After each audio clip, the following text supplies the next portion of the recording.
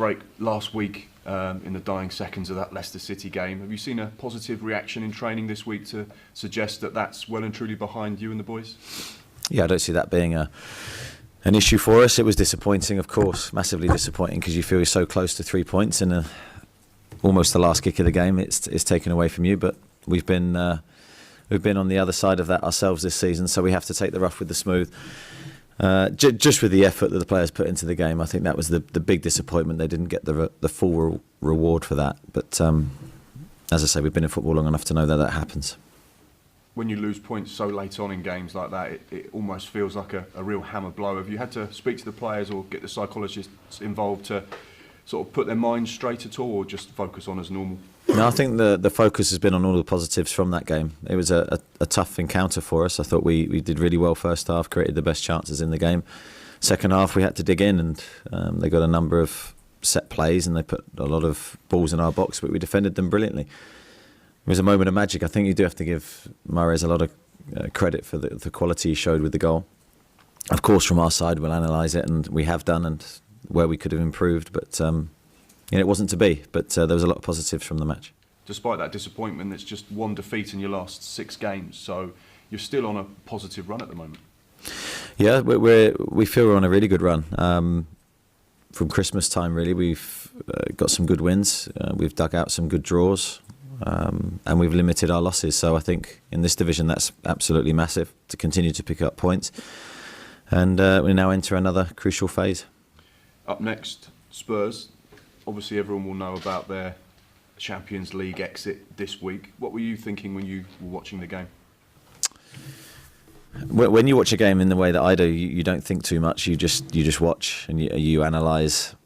In the days of me watching a game for enjoyment have gone, I'm afraid. Which is a real shame, because I used to, as a kid, love watching football for just enjoyment, and now it's all about positions of players and looking for patterns and things that you can exploit and areas where they will give you problems. So a lot of writing down, a lot of analysis, a lot of rewinding certain situations.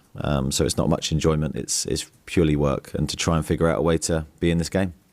Some will say that now is a good time to play Tottenham because they'll be disappointed and heartbroken after that Champions League game, and some will say they're like a wounded animal and will come back at you. How do you see it? I don't see it either way. I see a Tottenham team who is full of talented players, very well coached and managed.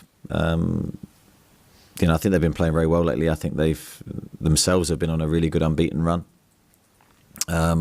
Of course, the exit will hurt them, just because I think they will believe that they should have gone through. They were the better team for the majority of that game. But I'm sure they'll be focused on this match. It's important for them, but it's, of course, very, very important for us. And we're desperate at home to create a good atmosphere for the supporters, really, to get behind the team and to try and get some more points. Well, like you've touched upon there, they were on a good run. It was one defeat in 21 before the Juventus game. So how do you approach a team that are in such a good run of form, that are playing so well and are so difficult to beat? Well, I think we, of course, being at home, we have to focus on ourselves, and the run of form at home for us has been very strong. Since Christmas time, we've been very good at home. We've beaten some big teams here. So I think if we can get that really good mix, that when we play well here, the crowd get behind us and we make it difficult for opposing teams, I think that's going to be crucial to this match. Of course, our start's got to be stronger than it has been in recent games. I think that's another key component to this game. And then I think we're capable of beating anybody here. Like you've touched upon there yourself, 17th of December, actually, the last time you lost at home to Liverpool. What is it about the home form that has been so good over that time? Why do you think it is that you're so much better here this season than perhaps away from home? I always think it's a tough place to come. I think if I was an opposing manager preparing my team to play here, I think it's difficult. The crowd are involved, the pitch is, the stadium's tight. Usually a very good atmosphere here, and I think they're not nice environments to play in with the opposing team. I also think our style of play is intense, it's quick. We try and create a quick game here, and I think it's sometimes difficult for opposing teams. Of course, then we have to execute that right, and when we've done that, I think we've been tough to play against. When we don't execute it well, of course, there's a chance we might lose. But I think it's about a very good start in this match would be crucial to get the crowd involved. And how do you keep someone like Harry Kane quiet, who's going from strength to strength? He just seems to be the most perfect all-round striker in world football right now. Yeah, I mean, he's an outstanding player. I think, you know, when you play these teams, I don't think it's about one player. I never do. I think it's about their team, and their team will function well, and they're looking to create opportunities for their attacking players. So it's always about trying to limit that, trying to stop their team functioning, and trying to get our team to function as well as we can. But he's an outstanding player, and of course we've got to limit his chances. What's the Bournemouth team news ahead of the game? Got a couple of concerns we need to check. So Mark Pugh, I think, will miss the game. We're going to check Jordan Ibe, Ryan Fraser to see how they are close to kick-off. Apart from that, I think we're okay. Are they all late fitness tests on the day of the game? Not necessarily the day of the game, maybe the day before the game. But we'll have an idea of how they are, but they're doubts for the match. And obviously one player that will look with interest at this weekend's match is Jermaine Defoe. 9 seasons at Tottenham, over 350 appearances, over 100 goals. An incredible player for them. He must be chomping at the bit to play and start, and having come back from injury, he must be fresh and really ready to go. Yeah, Jermaine's looked good since he's come back. I've been pleased with him. He was out quite a long time with his ankle injury, but he's come back and he's looked good. He made a difference in the Newcastle game, so certainly he's in my mind. And speaking to him in the week, he said that the door was still open as far as he was concerned. Gareth Southgate had said to him that, you know, the door's never shut. To have a player that's got that aspiration for a World Cup place in the summer in your squad means obviously he's desperately keen to perform, play and score goals. That must be quite exciting for you as a manager to know that you've got a player in Jermaine that's so keen to do well. Yeah, I mean, he would, I'm sure, be keen to play and keen to be involved and keen to show what he can do. His motivation's very high. I think it has been all season. He's always had that desire to score goals, whether that's training or a match, and that will never leave him. So, yeah, no, we're delighted to have Jermaine here. And finally, from me, 9 games to go. What's the target for this last section of the season? Have you broke it down into 3s, or is it just one game at a time? How do you see this last phase, and how important is it that you try and better last season's achievements?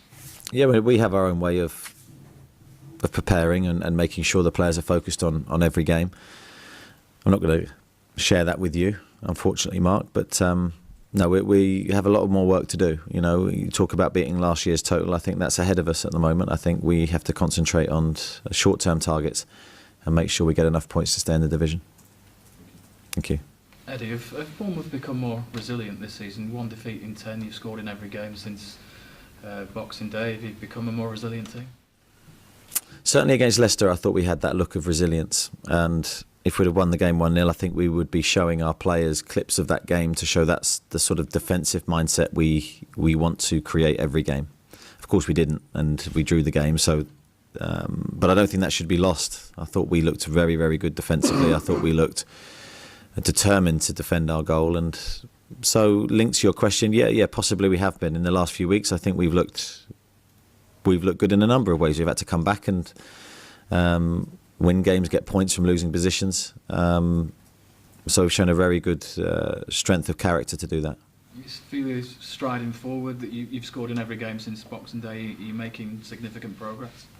I think that the scoring goals was a problem for us early season, and we couldn't quite work out why, because we'd not changed anything with how we train. We'd not done anything different, and suddenly we were struggling to hit the net, which was baffling to us, really. But I'm pleased to say that since, as you say, the turn of the year, we've looked free scoring again. We've looked confident in front of goal. Now, there's no guarantee that will continue. We're going to have to continue to earn those goals and continue to attack in the way that we do. But pleased to see that confidence return, and that way of playing still paying dividends for us. Is that what it's about, the goal scoring confidence, or did you change something in training that made you score more goals? No, we didn't change. You know, of course we focus on certain things during the week, depending on who we're playing, whether that be attacking play, defensive play, whatever that may be. But certainly confidence, I think, in front of goal for individuals, for the team, is massive. You need to go out believing that you've got goals, you've got enough attacking intent in your team to win matches. I'd like to think that that's returned. You're surprised at how close the table is and how close you are to the relegation places still? It's a tight league, yeah. I mean, this year there's it's as tight as I've known it in terms of the numbers of teams involved. I think I might have said that last year, so I'm repeating myself again, but it seems even tighter than last year. 1 or 2 wins and you can look the other way, 1 or 2 defeats, you're looking over your shoulder. So we're still in a difficult position and we know that we need points quickly. You've talked about enjoyment and watching games. Do you get enjoyment watching your own team? You must do when you win, of course. I think enjoyment's a difficult word because there's so much at stake. I'm not sure I could say I enjoy it. Maybe afterwards when we've played well and you're looking back and you're getting satisfaction from certain things that you're seeing because you may have worked on it. But I think actually at the time, no, I don't think enjoyment's there. Just one quick question. The last home game, obviously against Newcastle, a lot of boos at half-time, and Simon Francis has come out and said, fans need to get behind the team more so than boo the team. And when you look at where this club's come from, it's sometimes difficult to understand why they'd boo it. But how important is it this weekend that the fans are united and you've got a real togetherness around the vitality?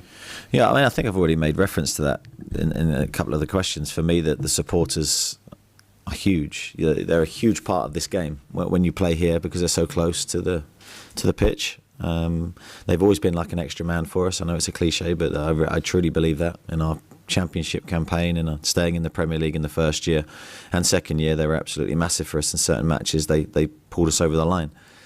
And I think when you play games like this, and to be honest, any game at home, I don't think it matters who you play. To create a good atmosphere for our players to thrive in is so important.